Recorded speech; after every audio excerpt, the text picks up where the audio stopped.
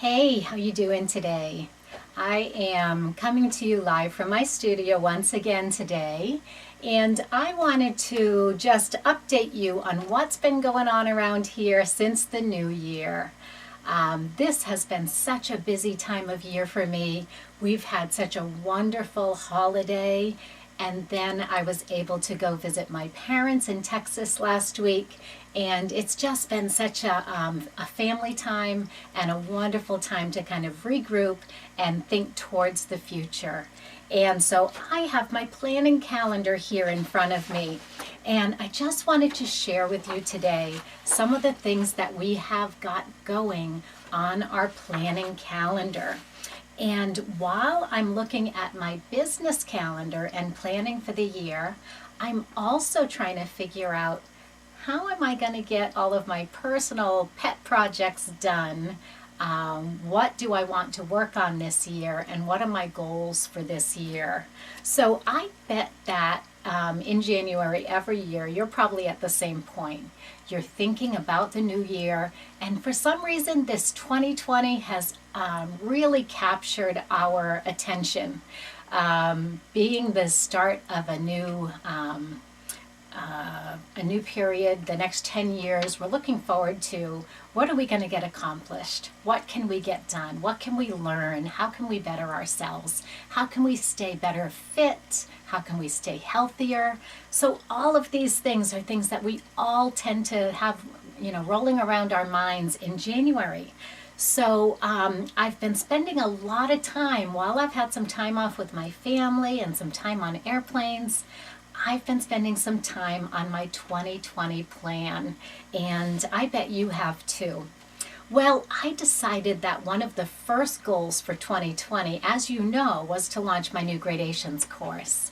And now that that is up and running, and I've got all of my students on board, and we're getting our videos done and our instructions done, I'm looking forward to what's next. And so I'm looking at in three different levels. I'm looking at what's happening with me personally, what quilts do I want to get done on a personal level, what's happening with us in the business, and what are our goals for 2020 in the business.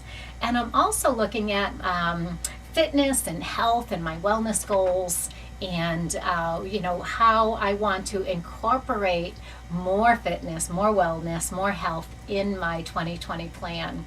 So I'm trying to balance all of these things, and that's a hard thing to do in our busy lives as quilters and as mothers and as caregivers and all of the different hats that we put on every year. It's a hard thing to do to balance your personal goals, your business goals, and your family goals and your health and wellness goals as well.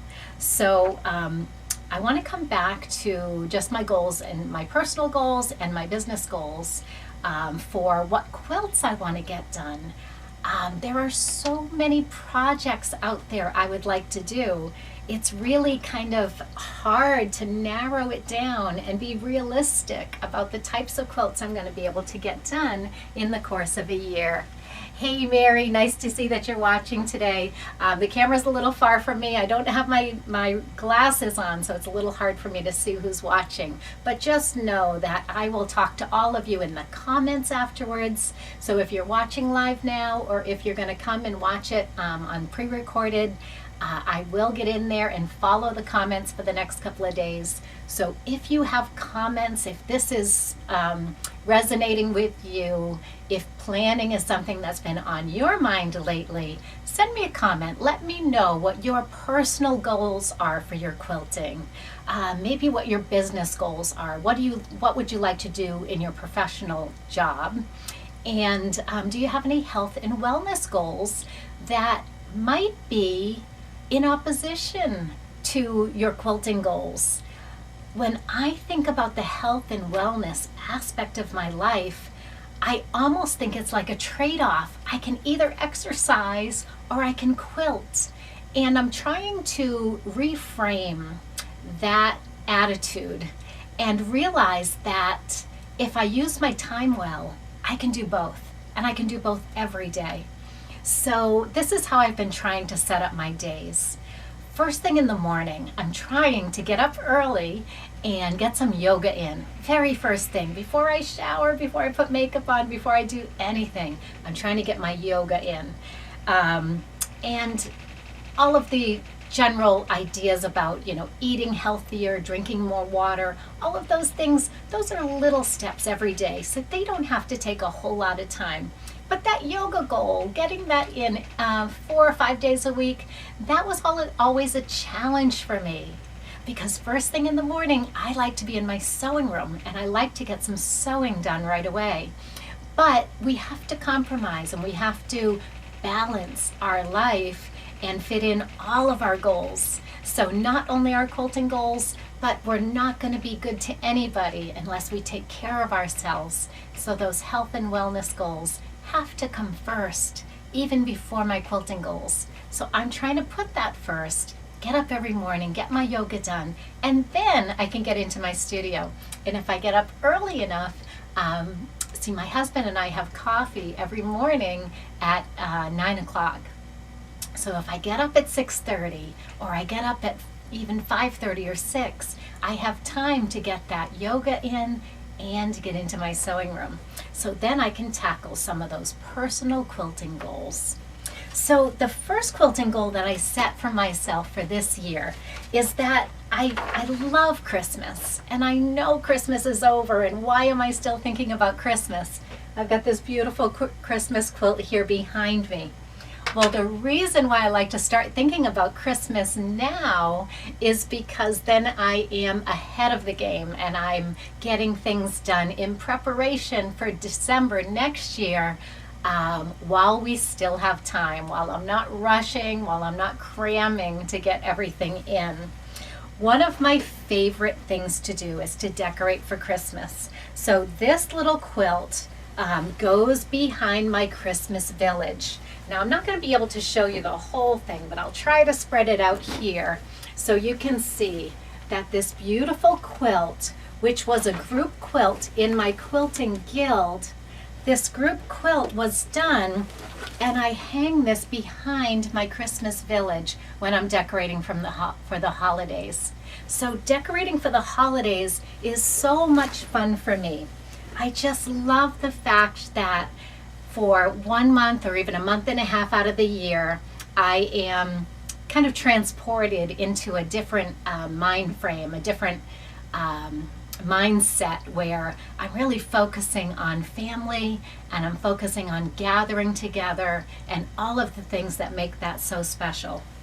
So my goal for this year is to have a Christmas quilt on every bed in my house, so that when my kids come home from college or my relatives come and stay with us, that we have this festive, beautiful mood throughout the house, not just in our common living areas. So one of the things that spurred that idea is my mom was cleaning out her house in anticipation of moving to Texas, and she gave me this beautiful Christmas quilt. Now this quilt was probably made in the 30s or 40s or even the 50s. It's really hard to say with these classic quilting designs, but based on the fabric and the vibrancy of the colors, I'm thinking this was probably made in the 50s or so. I think somewhere it is signed and dated, and I need to go looking at that. But what I love about this quilt is how vibrant it is, how simple it is, and how this beautiful quilt can really brighten up my son's room for Christmas. He has a queen size bed in his room, and this one is going to go on his bed next Christmas. Then years ago, I was creating scrap quilts, and I love scrap quilts.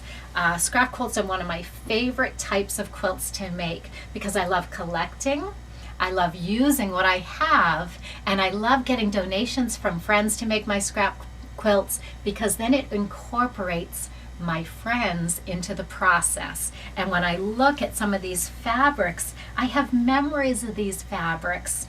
Some of these fabrics I collected while I was working at Cranston Printworks Company. These are some of the Cranston prints. This fabric right here, my mom had in her quilt shop way back in the 80s when we were working together. And I know that some of these fabrics were donated to me by family and by friends. So when I make a scrap quilt, it has special memories built right in. So we are going to be talking about some scrap quilts that I'm going to be making with our community, with our group. And that's coming down the line, but just introducing that idea of scrap quilts and how much meaning they have to me and how much joy they bring to me. This is something that I really want to share with all of you. So we will be talking about scrap quilts down the line. That's one of my professional goals this year. But in my personal goals, I already have I already have 3 quilts made to go on my beds at Christmas time. So this beautiful braid quilt is such an easy quilt to make. It goes together so quickly. And you'll notice that on my light colors, they're not really very light, and they're all over the place as far as color goes. We've got blues and pinks and beiges. Everything goes as long as there's contrast between the dark area and the light area. In a scrap quilt, everything goes. So I throw it all in there. If something really stands out on my light side, I might turn it over and use the back side of the fabric to make it blend. But what I love about the scrap quilts is everything goes. Now, we did talk about keeping a scrap basket for all your fused and unused leaves and flowers and things that we cut out with my templates. So we probably will be able to incorporate some applique in our scrap quilts. So on a quilt like this, for example, if I had put a light border around the outside, that would have been a beautiful opportunity to do a leaf and a vine border on the outside of this scrap quilt. And if I did my leaves in all of these beautiful dark colors on a light border, it would be just stunning on this particular quilt. So we are going to be talking about scrap quilts as we go along on these Facebook Lives. And the other thing I wanted to mention, I forgot to mention today, I've decided that I want to keep the Facebook Lives a little shorter than I have been. An hour is a long time for people to give up out of their day. So keeping our Facebook Live to about half an hour is going to be able to bring you some new topics that I want to talk about. We can continue the conversation in the group, or in whether you post your own ideas about the things that we're talking about, or we just continue in the comments and you have questions or comments you want to talk about. We'll continue that discussion going forward, but I don't want to take up too much of your personal time talking to you. So we're going to keep the Facebook Lives a little shorter so we can all get back to those goals, our fitness goals, our health goals, our family goals, spending more time with the family, and our quilting goals as well. So one of my quilting goals this year is to do my Christmas project. So because I like to kill 2 birds with 1 stone, I am making my gradations project. That's the new course that I've just released, and we're going into week 2. Tomorrow I post the instructions for week 2 on this course.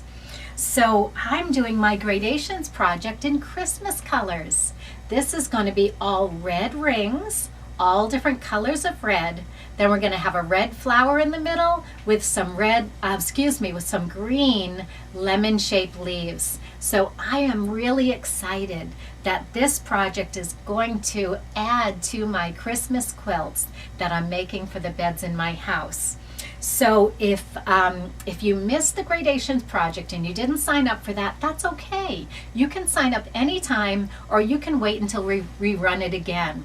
We have some other exciting course ideas, quilt along ideas, scrap quilt ideas that we're going to be bringing to you after gradations is done. So because gradations is already underway, it's a perfect time for me to be planning our next group project. So you're going to start hearing about our next group project as soon as next week or next month, as soon as I get all the details worked out.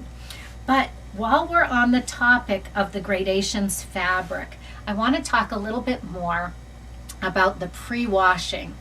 Pre-washing has been a huge discussion in my group and in my course. So I showed you in the course, I gave a demonstration of why we wash our fabrics and some of the problems that you can have if you don't wash your fabrics. So I continued that conversation, and I related to a post from Margaret Solomon Gunn. She is a fabulous quilter. Particularly her machine quilting is just outstanding.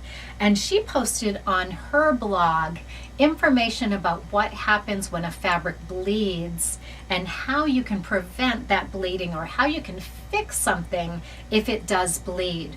And what she says in her explanation is when she has a fabric that bleeds, she knows that she didn't either pre-wash or pre-soak that fabric.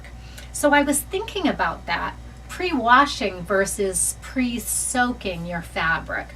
And I wanted to do a little experiment.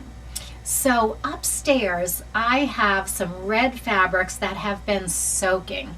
This particular fabric has been a problem fabric. I bought a bolt of it. It was for last year's Belle Rouge project, and I didn't use that fabric in Belle Rouge because it was such a problem with pre-washing. When I put that fabric in the water the first time, it ran like crazy. So I didn't include that fabric in the Belle Rouge kits. So I ended up with an entire bolt of the fabric. So I thought, what a better way for me to learn about bleeding than to experiment with this fabric and to see what works. So upstairs, I have my sink in my kitchen is two separate sinks, right? So I took 3 yards of the fabric and put it in one bin, and 3 yards of the fabric in the other bin.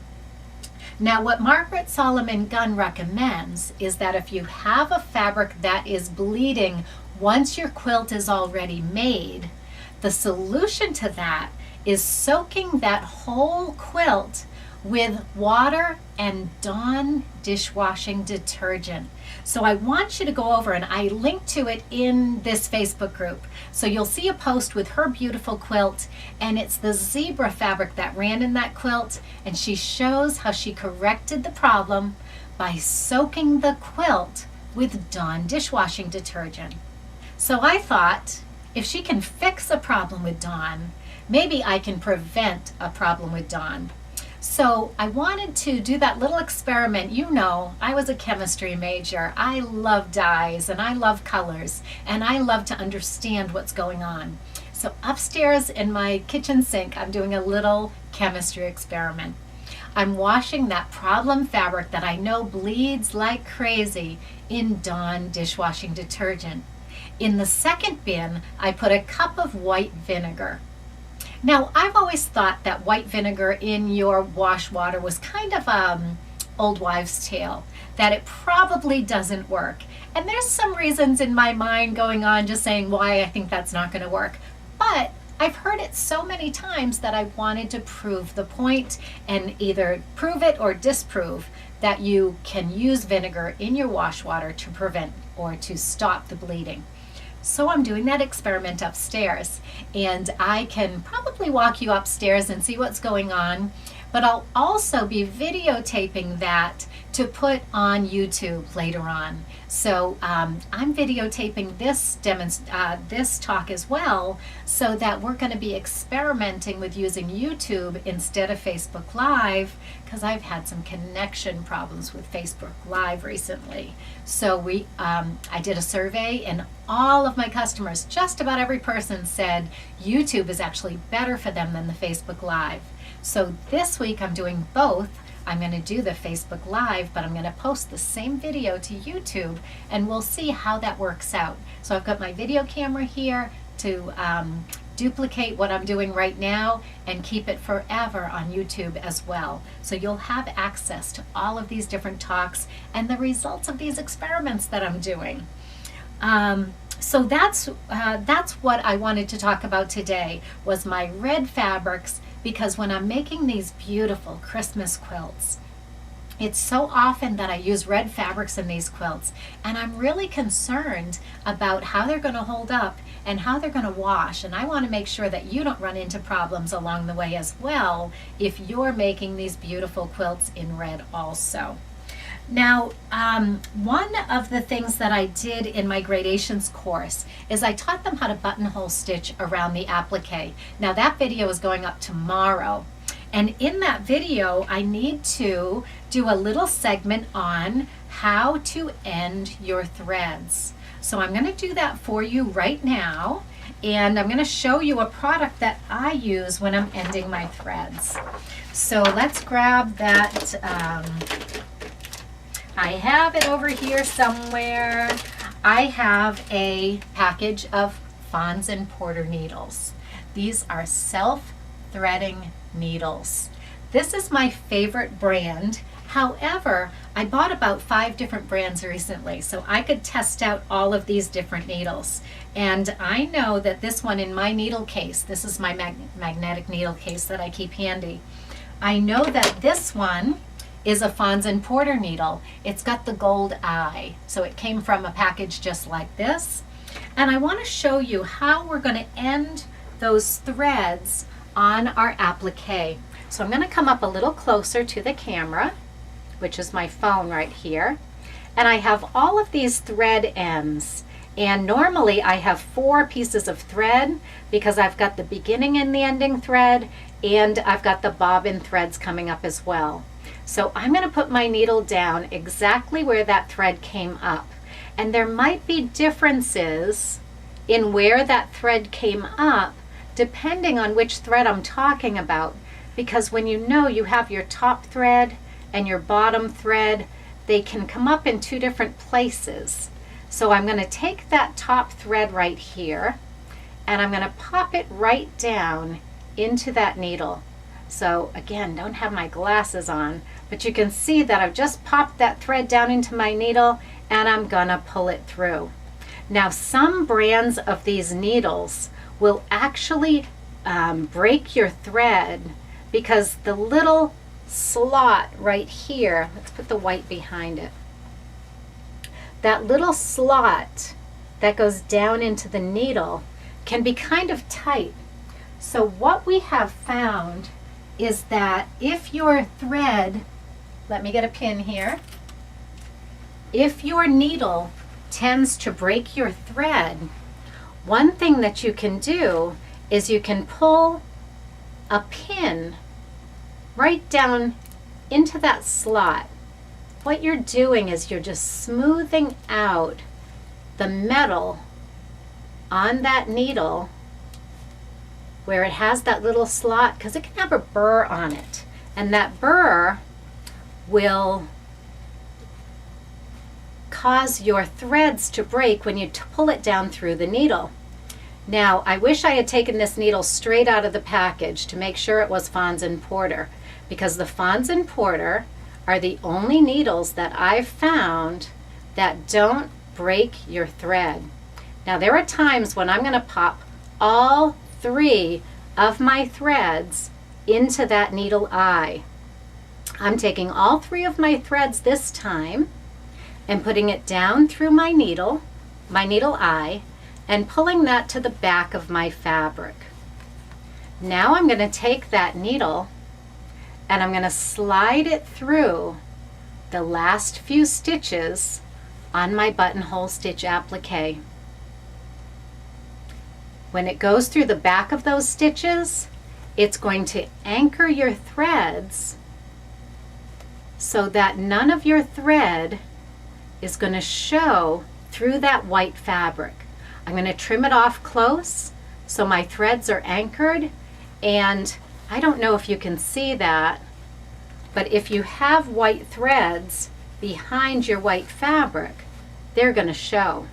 So I want to make sure I clip those really close, but now they're anchored in to your last few stitches. So I just wanted to point that out. When I'm doing an applique, I always bury my threads at the end. I've got one more thread here to take care of.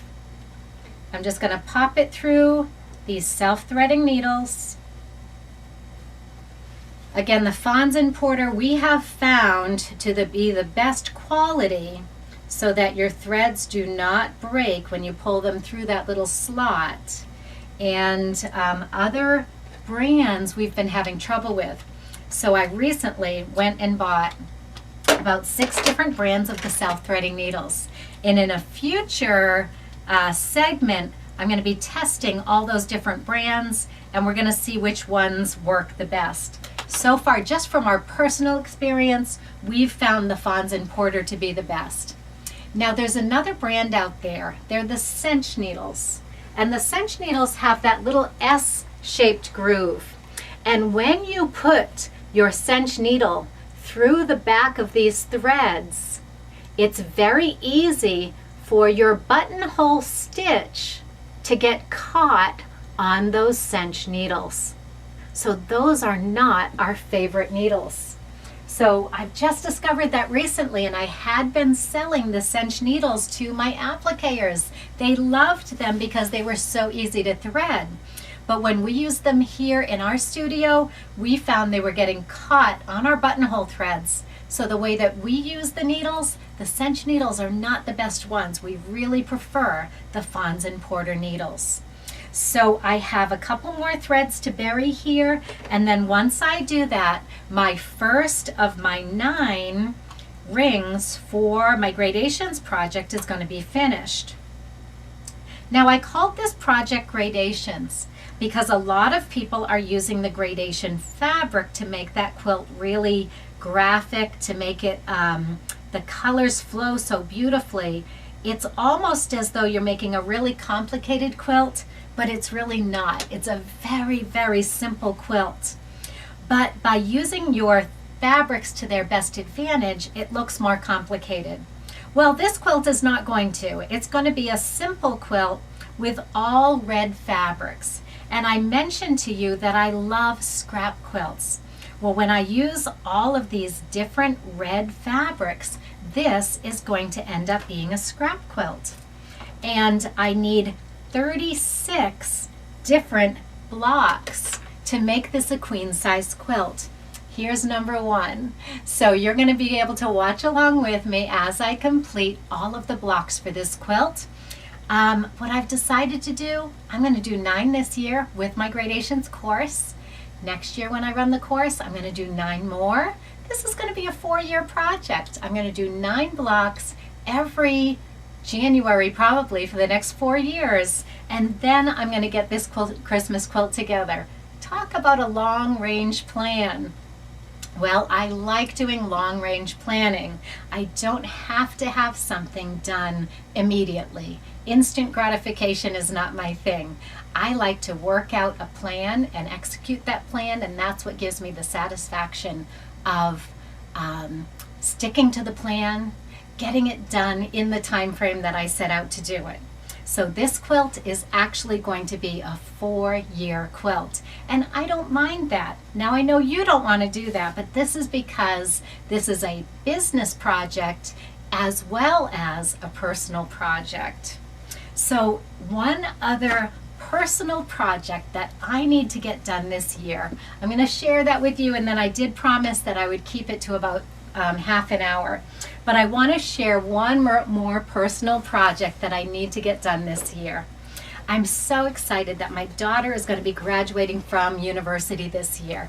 She has taken a little bit longer route than I initially imagined, but that's wonderful. She has been working, she's been traveling, she's been living her life, and I admire her for that. So it's taken her longer to get through college than the average kid. But she had told me when she went to college that she wanted as her graduation present this,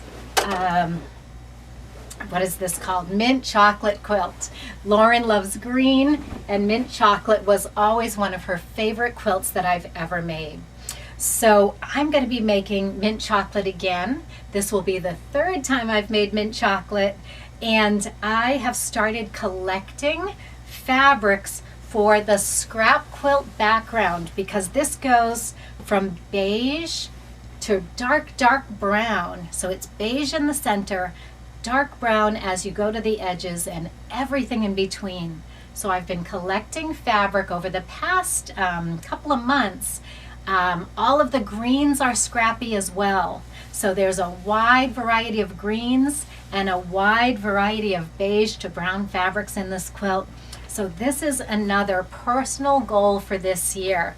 And we're going to be hearing a lot more about this project, because when I am making a quilt for my own personal use, I love to share that with you, and I might even challenge you to join me on this quilt. So we've got some things in the works, and you'll be hearing more about mint chocolate in the future.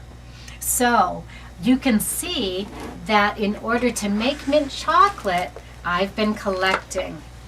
So I've got a whole bunch of fabrics, from browns to beiges and all of these beautiful greens. And so collecting fabric and sorting your fabric and organizing your fabric is something that I do plan to talk about in a future Facebook Live. So you can see that 2020 has a lot of fun things in store for me personally, as well as for our business, and for you if you're following along with me on my personal projects and on my business goals. So I plan to include you in all of these quilts in 2020. We are going to be sharing those together, and I hope that you will share your personal projects and your personal goals with me as well. So write some notes to me in the comments. Make sure you like this page on Facebook, and if you like this page on Facebook, your friends might too. So go ahead and invite your friends to come along. We have so much in store for you in 2020, and I'm really excited about all of the plans that we have going forward. So I'm going to invite you to join me here. I'm going to try to be here every Monday. We're going to be working through some of these projects. You're going to see the progress that I make on these projects, and I'll try to give you lots of tips and hints and great techniques so that you can make beautiful quilts.